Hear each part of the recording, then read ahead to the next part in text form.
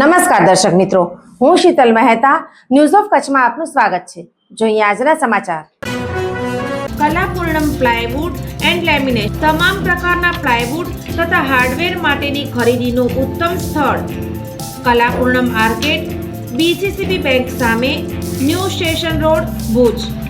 કેતુ મહેતા 9408619451। પૂર્વ કચ્છ પોલીસે 36,714 દારૂની બોટલો, 809 બિયર ટીન, જેની કિંમત 2,82,00,000 થવા જાય છે, તેના ઉપર બુલડોઝર ફેરવ્યું। પ્રોહિબિશનના અલગ અલગ ગુનાઓમાં કબજે કરાયેલ મુદ્દામાલનો કાનૂની પ્રક્રિયા અનુસરી નાશ કરવા નામદાર કોર્ટનો હુકમ મેળવ્યા બાદ પૂર્વ કચ્છ ગાંધીધામ પોલીસ દ્વારા વિશેષ કાર્યવાહી હાથ ધરવામાં આવી હતી।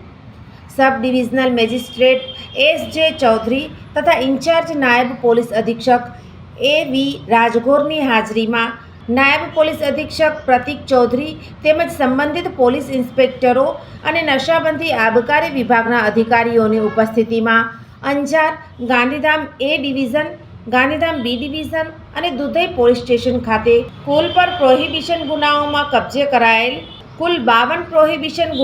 કબજે કરાયેલ ભારતીય બનાવટનો વિદેશી દારૂનો નાશ કરવામાં આવ્યો।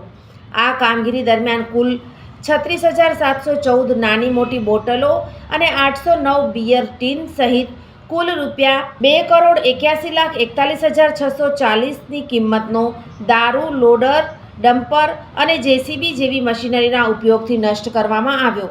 કાર્યવાહી દરમિયાન સુરક્ષાને ધ્યાનમાં રાખી ફાયર અને એમ્બ્યુલન્સ સુવિધા પણ તૈનાત કરવામાં આવી હતી।